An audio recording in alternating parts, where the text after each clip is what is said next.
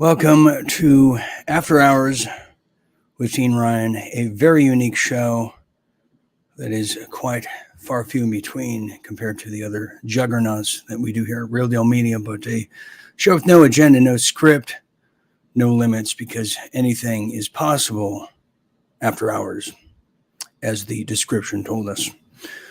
Anyways,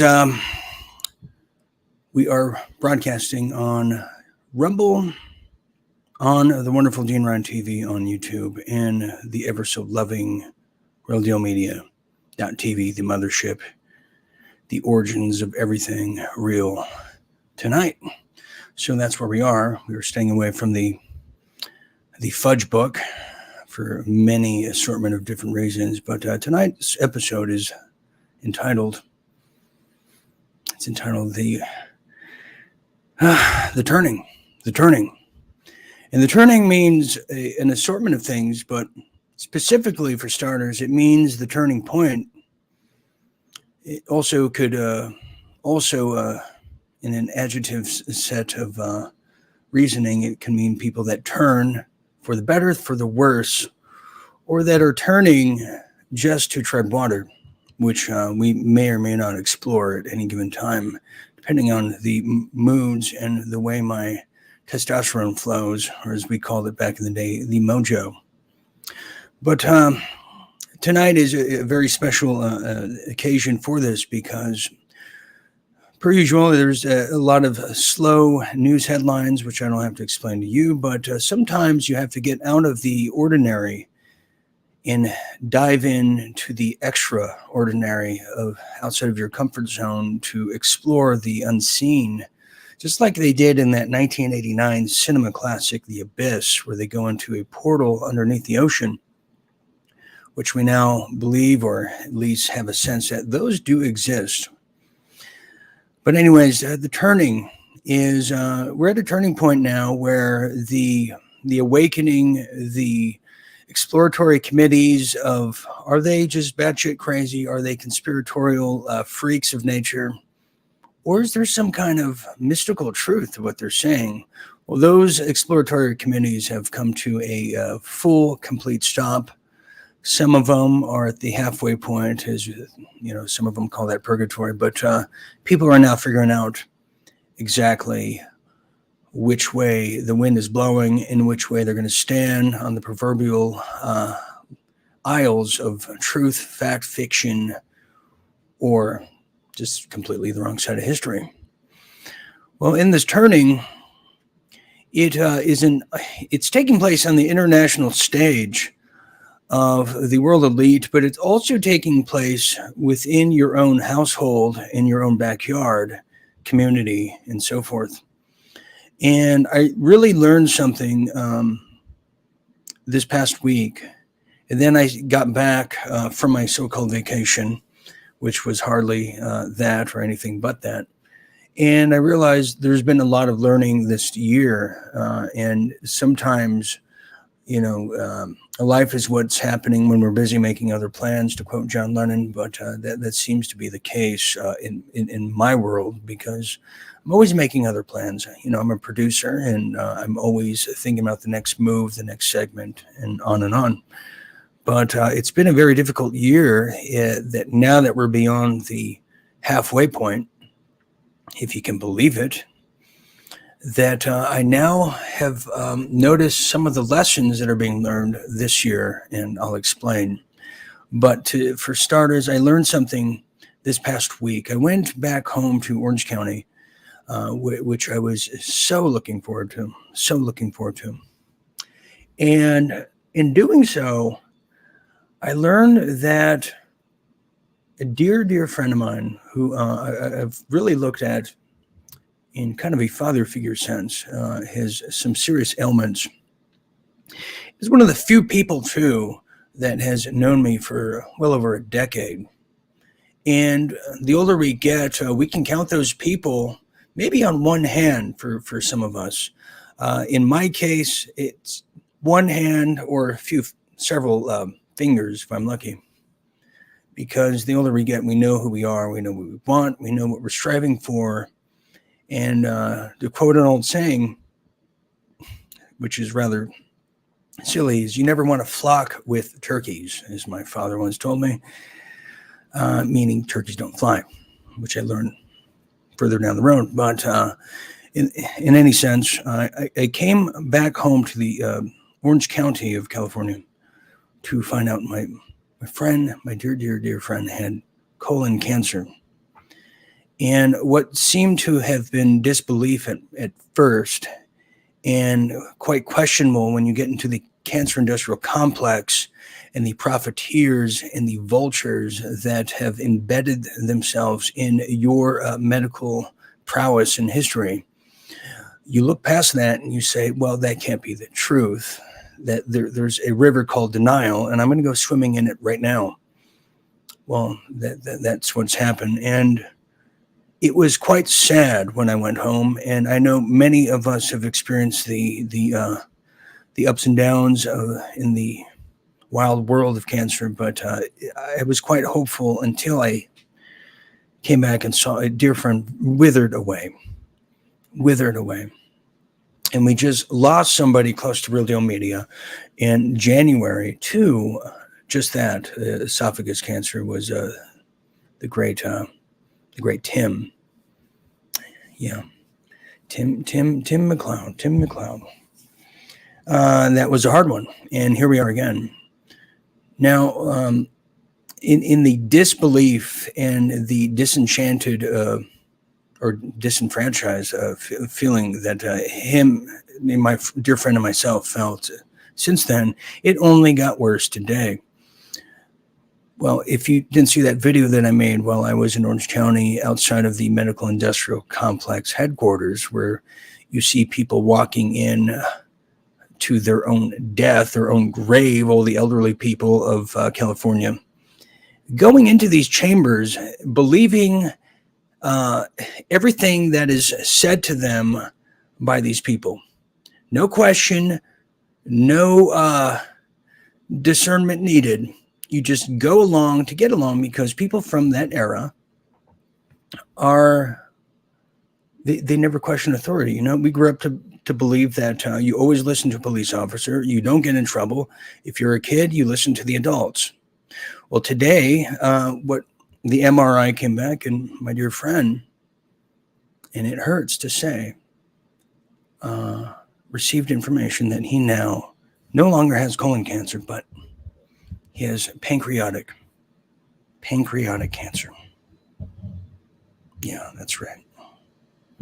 And they gave him 2 months to live. Can you believe it? If he didn't take the chemotherapy. And this is very, very hard for me. This is very hard for me because we have survived so much. We survived so much this year. And to hear this is another road closure. It's another hurdle. It's another fork in the road. It's another battle that has landed right in front of me, on top of everything else. So I'm hearing this, and it's never good news to hear anyone has cancer, and it's always 10 times out of 10 terrible news when you hear it's pancreatic. And I can't believe it, and he can't believe it either. And I'm looking for answers, and I've been looking for answers for quite some time in this 2.5 year journey throughout this war called the pandemic war. I'm looking for answers, and nobody has them. We have the questions. We have the notebooks filled with just brain clustering, little self notes to ourselves and each other, and there's little to no answers for why this is happening. Why are we living in a time where we have the greatest technology to make your life so decadent, so easy, that leaving the couch seems to be the hardest task of the day? Everything you want is at your fingertips. If you don't even want to have a relationship with someone, well, guess what? They have robots for you. They have virtual reality. They have empty promises in the virtuoso world of technology and science, which has become the new religion. Because in religion, in specific religions, questioning is not an option when it becomes your faith. Hence, quote, trust the science. So I'm hearing this, and it's eating me inside. And to see that man in the pain that he was in, a man that I know very, very well, that I talk to almost every other day, weekly, if that. And it's hard because, I don't have many people very close to me. I really don't. And I'm sharing this because sometimes sharing is caring, but it's also relating too. And I'm wondering to myself, can I take this? Can I take another loss? Can I take another loss? And I don't know. I don't know if I can. I don't know if I can. And it's very hard. But it's also, I'm just to be honest. I'm just being honest with you on that. It's very, very difficult for me to do this. So I've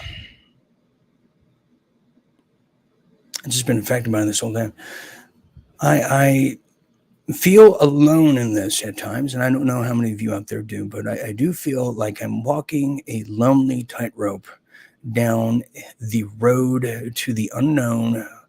And that's why when I hear that song, Like a Rolling Stone from Bob Dylan, I mean, there's no song that hits home and affects me more than anything like that song, because it's so true. There's no direction home. I go home, I go to Orange County, I see all the familiar territories, and it's like I'm not even home. It's like, whoa, where did I go to? What dimension did I jump into here? What in the world? I don't get it. And these are the things that are crossing my mind. So we are at the turning point. This is the turning of, this separates the men from the boys, the women from the girls, is the perseverance. And I'm looking at the perseverance, the George Washingtons of the historic times of the Americas, this country, the colonies. It was the perseverance that got them through the American-British War, where all the odds were against them. Well, all the odds are against me now.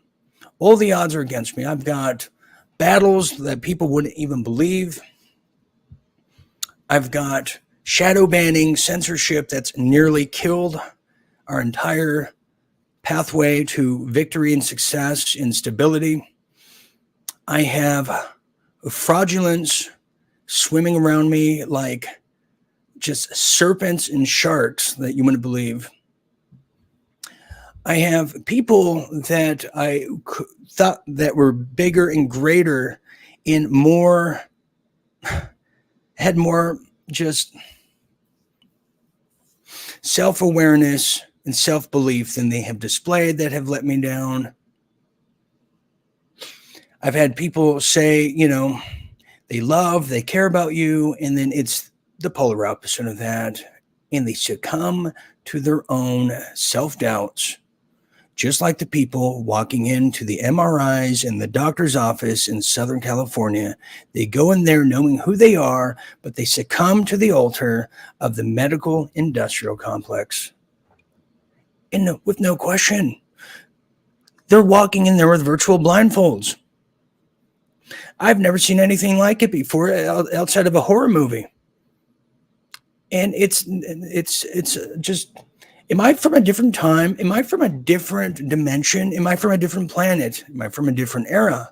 Because I feel like I am, but I don't think I'm alone. Although I am DNA-wise, sibling-wise, family-wise, but I cannot feel this way. Like I'm the only one who feels that. There's no questioning here.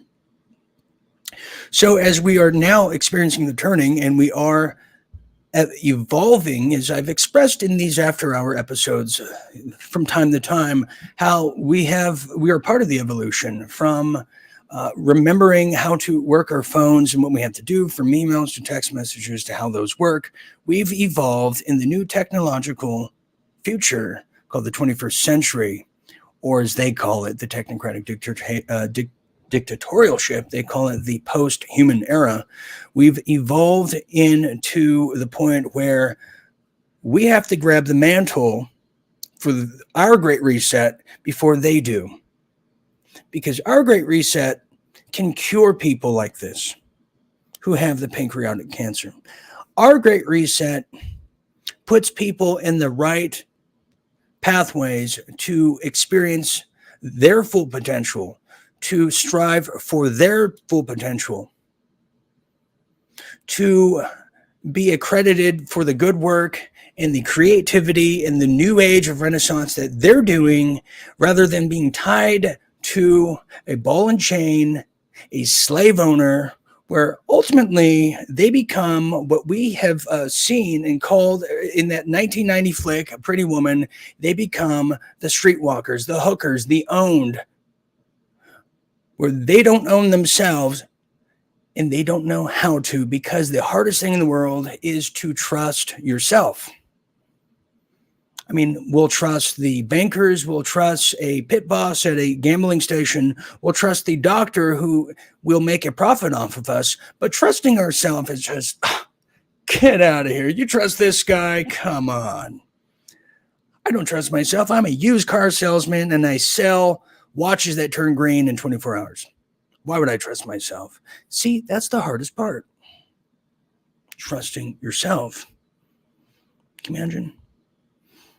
You know, I trust the military. They're doing the right thing. They told me to inject something in my body, and next thing I know, I'm glowing in the dark. And I got cancer. And I'm supposed to be okay with that. Well, Dean, you're fighting so many battles. Don't you need a break? No, I don't need a break. I need to put me in, coach. I'm ready. I'm like Rudy. I'm ready to run through the touchdown. I'm the underdog. Nobody saw it coming. Everybody hates me, but everyone kind of likes me too. That's how I feel. And I'm okay with that because I am striving for answers. I'm striving for reasoning. Why am I still here? Is always a question. That's, you know, if I had to tell you my top 3 questions, why am I still here? When does this end? And why can't I have a chance? Why can't I have a fair chance? You know, we all work hard, don't we? Even this audience, you guys work hard with us. We all work hard to be here every night and do our thing. We're you know, Real Deal Media is the outcast of the cookie cutter people out there. You watch their shows. You're not sure if you're watching a damn phone call or just somebody forgot to turn off their camera. Yeah, those shows. You seen them?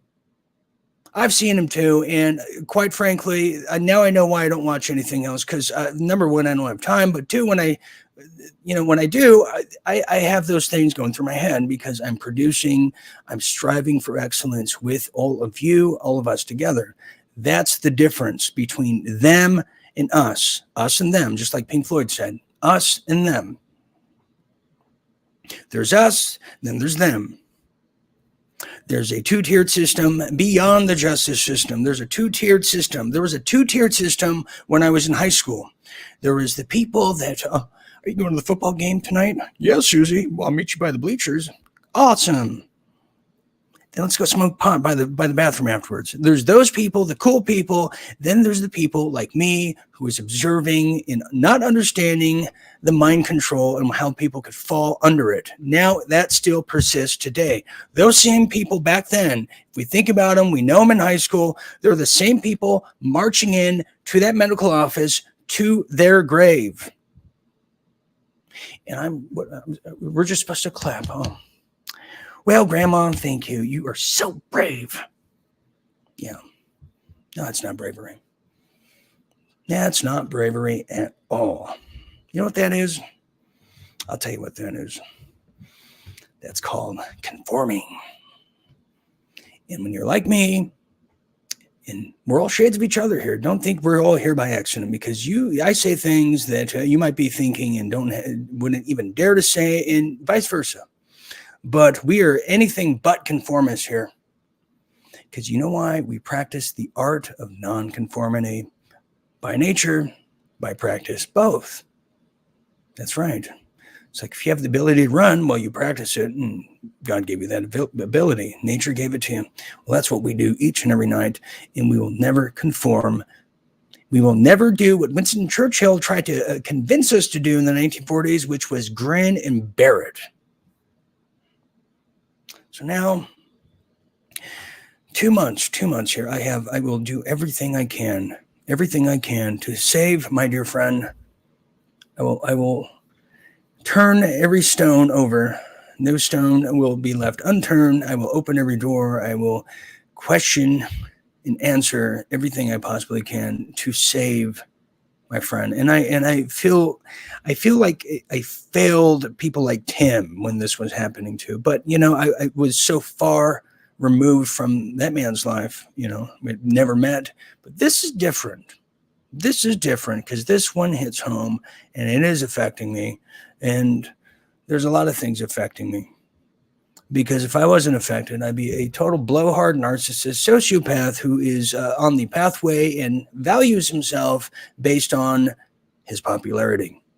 Those people burn out like the candle that's over your top of your bed right now on your bedstand, that one. And I can't do that because, a lot of things come and go. You're up, you're down. People love you, people hate you, but at the end of the day, when you're dying, that means nothing. When you're dying, your character means everything, and then when your character means everything, you question yourself: do they know that I love them? Do I know that they love me? Oh my God, nobody does. But I was popular. No, it's not. It's not important. This is important. This is important. And I will not falter. I will not falter in this time of great peril, darkness, enlightenment, awakening, and everything else that makes this huge, huge pile of craziness and mess. So this is the news that came to me today. And I'm thinking to myself, how in the world do I focus on everything happening in the world when the people that I absolutely adore, that I've loved over the course of a year, if I have to psychoanalyze myself, which is hard to do because I disagree with my psychoanalyzation of it all of that. I said, no, you're wrong. No, I'm right. Okay. Yeah, there's a civil war in here. There's a civil war in here. Sometimes the North is winning, but the South just comes up like that. And then I lose. But I'm trying to figure this out because how do I help the world and help others and the people that I love so dearly have left or leaving due to illness, due to their slave owners, for some of them, who I've now coined have woke Stockholm syndrome. Do we know those people? Yeah. They can tell you the many orders of the Illuminati. They can tell you the history of the Bolsheviks. They can tell you how, who burned the Reichstag first in World War II and cultural Marxism. But my God, don't you ever ask them to tell you why they're with a terrible slave owner and how they're going to conform and continue to do so for the betterment of the greater good. Yeah, they couldn't tell you that. They'll melt into their own footprint before they ever look in the mirror and make a change. Like that song says, standing next to the man in the mirror. And I don't make many Michael Jackson references. That's one, and I do one a year. That was it. So what I'm going to do is I'm going to challenge myself to let people know who are close to me in this life, while I still have a voice, while I still have a conscience, while we still have a country somewhat, or a community, a livelihood, while the electricity's still on, to let them know that you absolutely want them in your life. You admire them, you love them, because tomorrow is never promised. And we're going to lose some very good people on the way here. And that's a hard reality for me to accept. And I don't think I do accept it. I think I go against the grain, and I don't think I'll stop. I don't think I'm stubborn. Maybe I'm arrogant that way, or maybe I just like it that way because I get a kick out of it, but I can't go along to go along, and we're going to lose some people on the way, and we have. You know why? Because not everybody can hang. Nobody can hang here. Not everyone can hang. People can fall, they can hang for a little bit, but not everybody can hang. Not everybody can. And it is a sad state of affairs. It is a sad state of affairs. And I'll tell you, I may not be where I want to be in life. And many of you out there may not either, but I sure as hell love the view. Because when I look out my virtual window, I get to see things and hear things that a lot of people don't, but a lot of us do. And when we see it, whether it's the medical industrial complex, whether it's the rotting corpse of a failing relationship others may have, or even yourself, we see things. And when you see things, you can't turn it off. You can't turn it off. Just like the movie They Live, when you put on the glasses and you look at the serpents and the reptilian Babylonian horrors that you're surrounding yourself with, or that you see out there telling you what to do and how to live, you can't unsee that. You can't unsee it. When you know things, and this is part of the turning, is now there's no question anymore. There's no question. There's the answer now. It's freedom. If freedom is the answer, what's the question? And how do we achieve that? It's not, or could this be lying? And people are now understanding that because they're either ill, they know people that are dead, they're dying, they've lost everything, they have nothing to lose and very little to gain at this point. And we're at that turning point now, which is also called the tipping point. And many of us have, like I was saying, cannot hang. Many people are losing their grip, whether it's media and steering through this murky water, leading everybody going headfirst, or it's being on that boat, the virtual Noah's Ark, continuing this journey. A lot of people have fallen off and drowned. You know, there's an old story of three former National Football League players, NFL football players, who fell off a boat on a deep sea fishing excursion and were holding on for dear life to a raft, all three of them. Three very built guys. No problem. They can do it. No problem. Somebody will come and pick them up. Well, after a while, the one tough guy, he couldn't do it. He couldn't do it. It was too hard. He slipped. He drowned.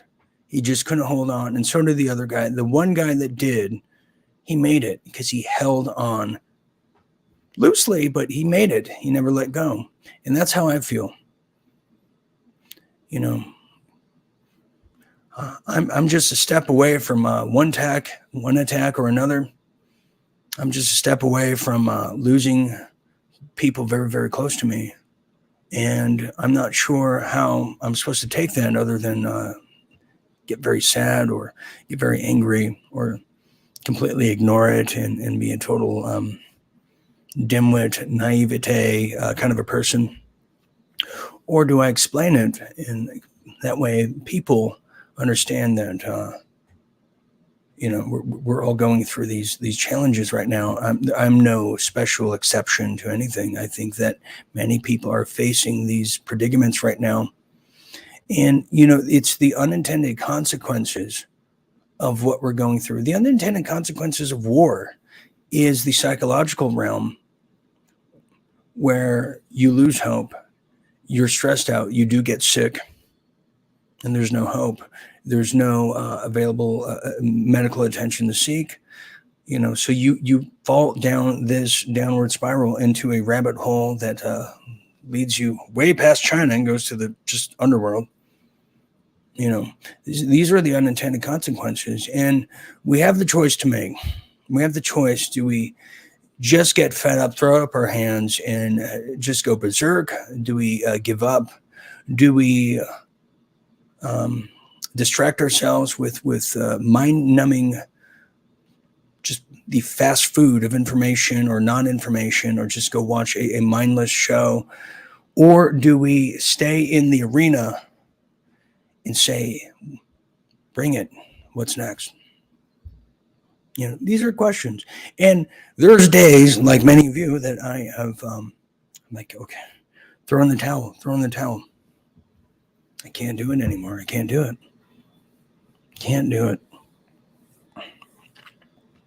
But then again, I can.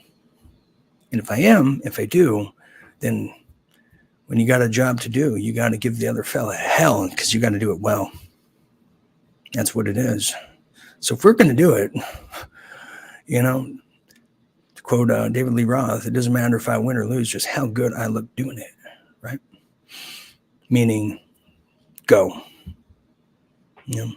People could call you a lot of things. They can call you every name under the sun. They can call you just this and that, and start a rumor and narrative about you, and it just doesn't matter. You can call me whatever you want, just don't call me late for dinner, kind of thing,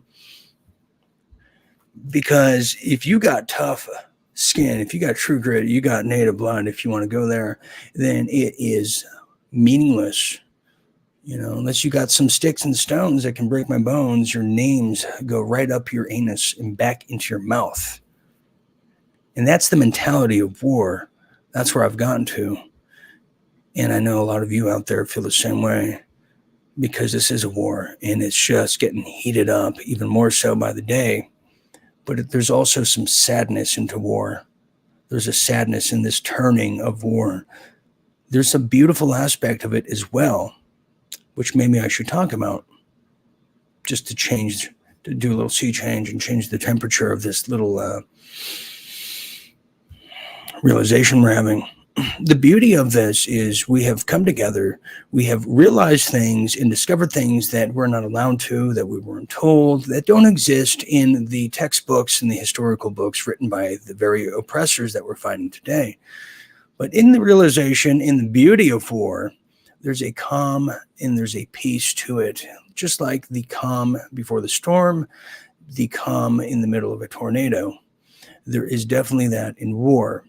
The Libyan war from 10 years ago in Libya, the occupation of it by Allied forces, wink, wink.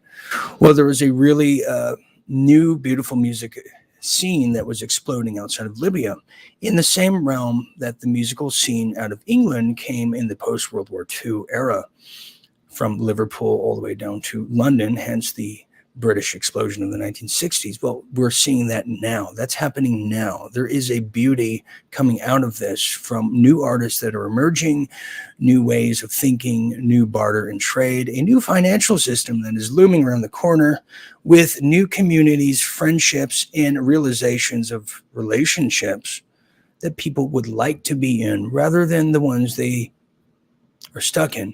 So there's a beauty to that, and it cannot be unsaid or unspoken of, because we'd be ignoring what's right in front of us and around us.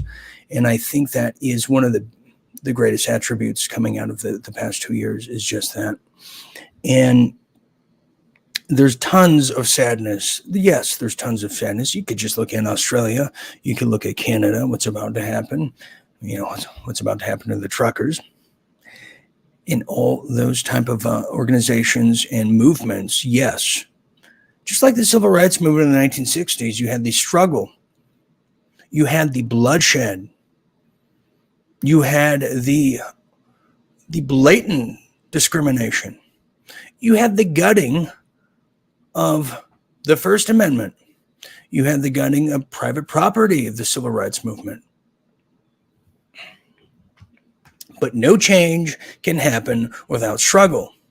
If you don't know struggle, then you don't know what you have. If you don't make your own money, then you'll never respect what you have. If you don't own anything, then you'll never respect what is around you and what you own, or what was given to you. If you don't know struggle, then you don't know life. Life is a struggle. Every species on this planet is a struggle. Imagine, let's say you're one of the species or something, a bird that hatches from an egg. Well, at any moment, a snake could crawl all the way up a tree and just eat you. That's a struggle. These little birds have to endure every single day. That's the jungle and the struggle. There's no difference between the struggle we have here on the concrete, in the streets, in the adult world, the big boy world, the big girl world. It is the same thing. At any given time, there's a snake that can just gobble us up, endure us, get all of our nutrients, and then just be done with us.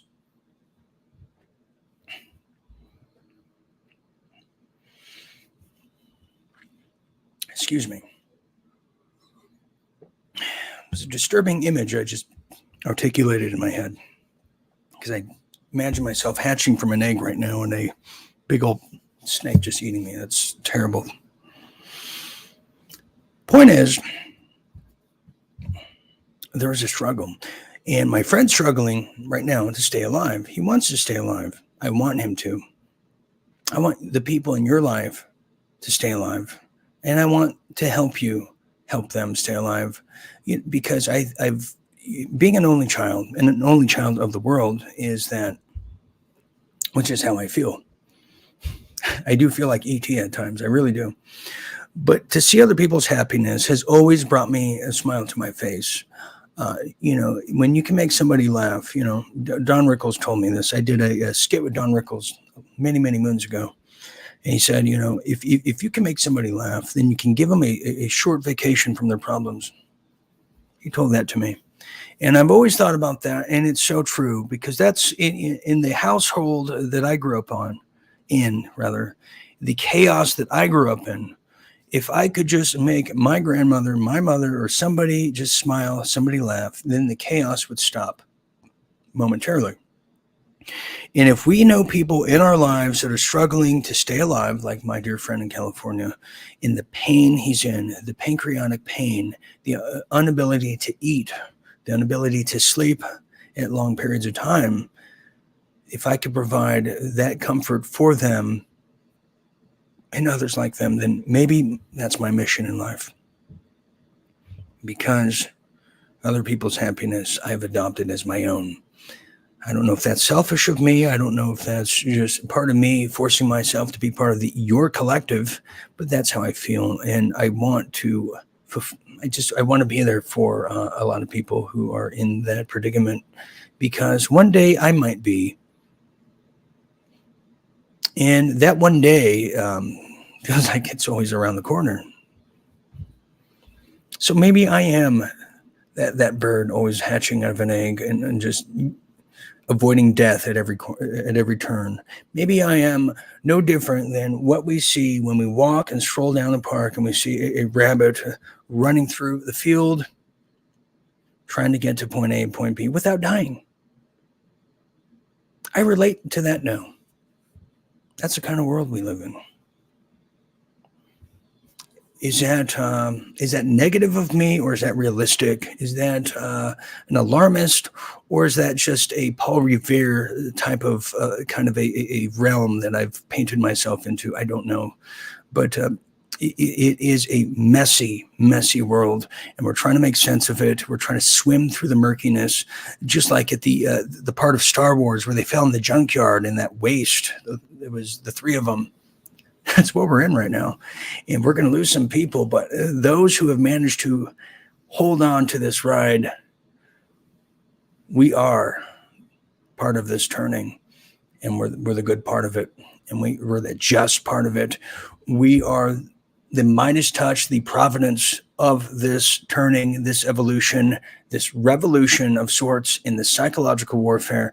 We have managed to stay on this far, that getting off now seems like a disservice to everything and all the accomplishments we have achieved up to this point. To do it, due diligence would mean to follow this thing through. Because right now we are driving a Ferrari without brakes.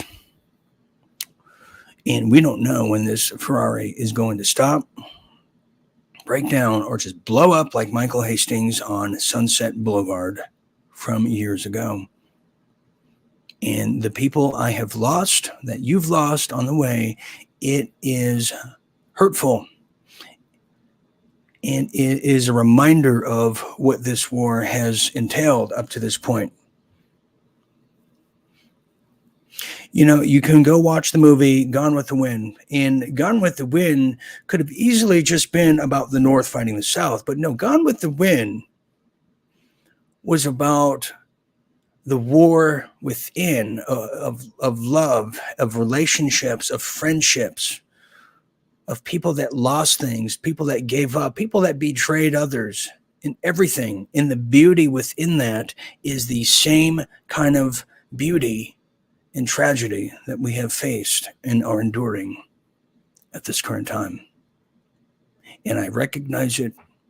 And if you don't recognize it, then you're missing out before the historians have to tell you what just transpired here. You have the ability, you have the opportunity, like myself, to correct it, to remember it, to jot it down before they revise history. And if we can tell people who marched into the death camps of the medical industrial complex and all their buildings, if we have the ability to tell people what's over the other side here, just like the ability to, for all the other animals on the animal farm, say, get off the rotator belt, we're about to be slaughtered. If we have that ability, we have that opportunity, then take it. And many of us have. Now we're at the point where there's no reminding people or telling them what's over the corner, because it's clear as day what is. It's clear as day where people stand, where people are, what people have chosen. It's clear as day, and it is as prominent as nighttime. So that's how I feel. This is part of the turning. This is our moment. This is our opportunity to hold on longer, because we know the change has got to come, just like those people on the plantations from all walks of life, not just here in the Americas, from the ancient Pharaoh Egyptian times, knew that they have to hold on and get off the plantations and fight for their freedom. Because if freedom is the answer, then what is the damn question? True. So let's see here. Let's take a peek and pan for gold here in the most effective audience in the world. See what everyone's talking about. In Jazz Pop, you have touched my soul once again. Yes, he's quoting the great prophet, Pat Benatar, of love is a battlefield. Yeah, it truly, truly is. Truly is. It's a lonely battlefield, but it certainly is that indeed. That indeed. I can tell you. Firefly says, smash that button. That's right. Smash that button. Crack that whip. Thank you. If you like what you see, feel free to share this. We do have sales going on, but I don't even feel like promoting what we're doing to keep Real Deal Media alive, which we're on life support constantly, which is the story of my life. If people would like to help us, you know where to go. We have Give, Send, Go and all that stuff, but I can't even think about that right now, because I'm thinking of, honestly, I'm thinking about my friend who may pass away here in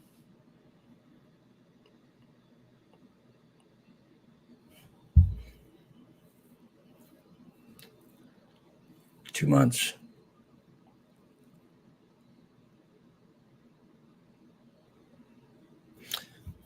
He's a good friend, actually. He's a good friend. I told Lisa that our producer here. I said, he reminds me of my grandfather when he was that age. So, you ever like?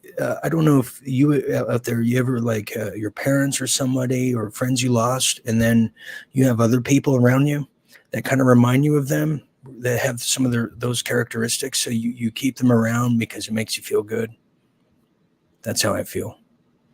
And so when I'm with my friend back home, it just feels like my grandfather's there. So it's starting to hit me just how real this is, And It's starting to hit me. And we've lost a lot of people on the way,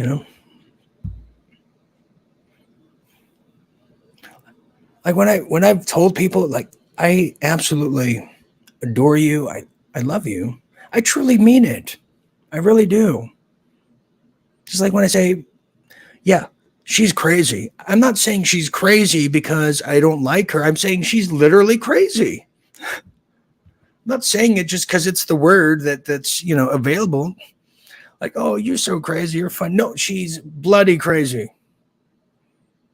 Words have meanings to them. My words are backed by gold. It's not just fiat words printed by a banking cartel. It really truly is. Like when I say I truly am honored to perform for this wonderful audience when I do, or do shows, produce for you. It truly is an honor. It really is. It really means something to me. I don't care about being on this show or that show or going here or there. This is to me what matters here. The people I can see and we all play off each other. It really truly does get me up in the morning.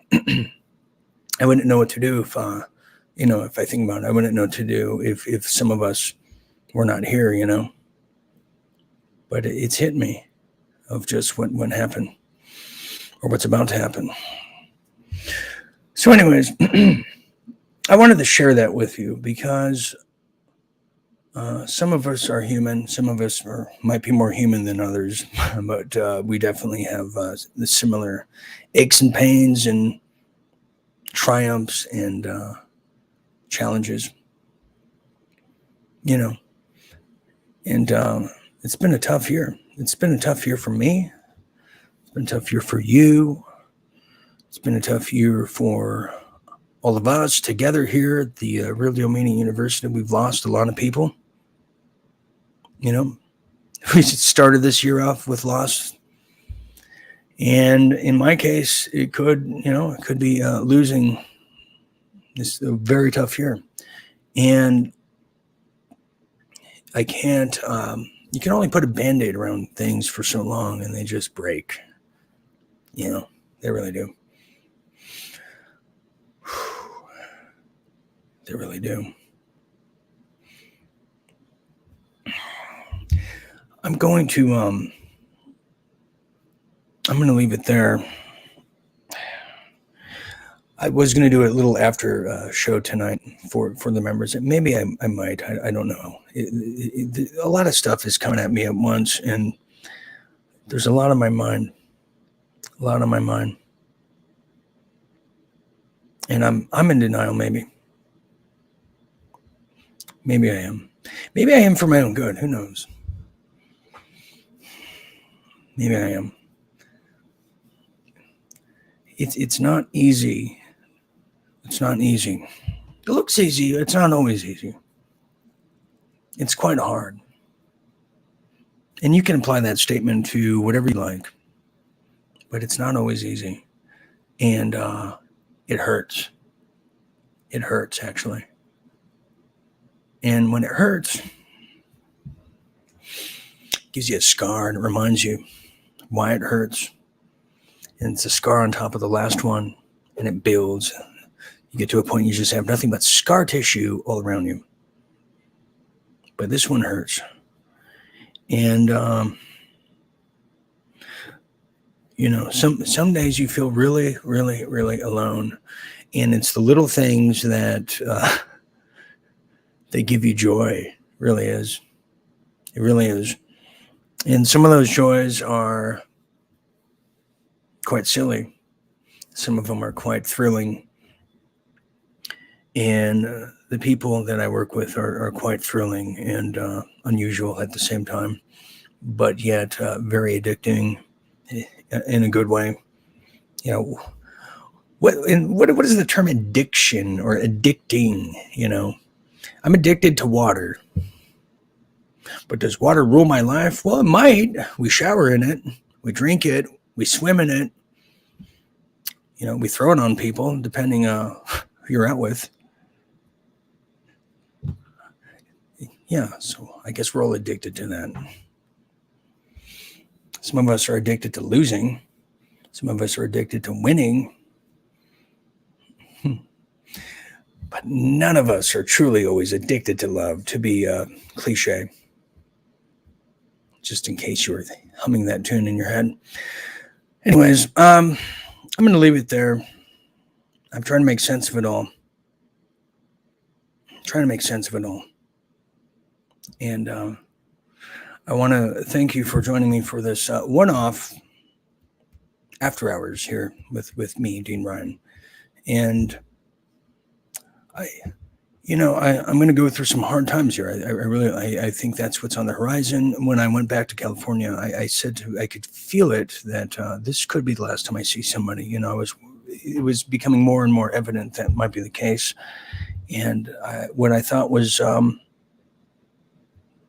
a vacation, boy, it turned out to be much more than that, didn't it?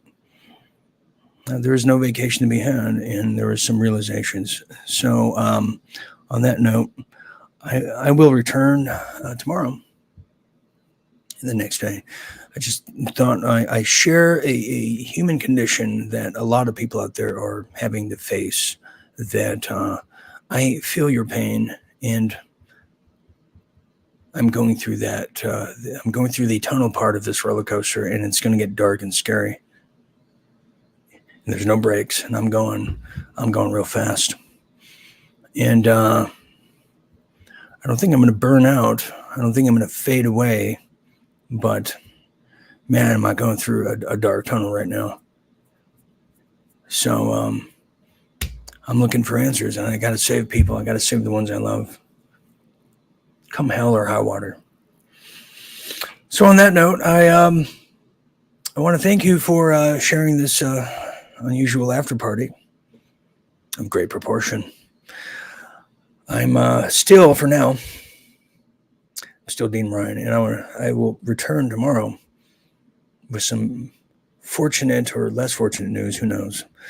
But I thank you for sharing a bit of your night with us, and just always remember to stay tuned and stay awake, and Godspeed, and God help us all.